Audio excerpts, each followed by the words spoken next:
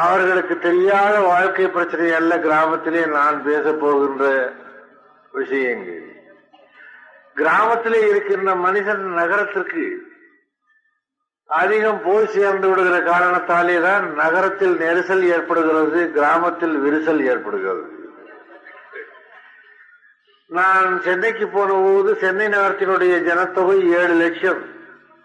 இப்பொழுது சென்னை நகரத்தினுடைய ஜனத்தொகை 42 லட்சம்.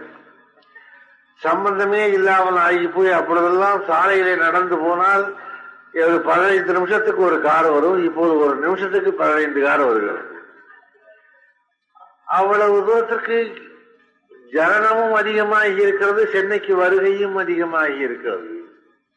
இங்க பாருங்கள், நான் வரும்போது வரவேற்றவை எல்லாம் குழந்தைகள் தான். எல்லாம் இந்த ஒரு 10 வருஷத்துக்குள்ள வந்த இஷ்யூ. அவ்வளவு மளமளவென்று பிறந்திருக்கின்றன.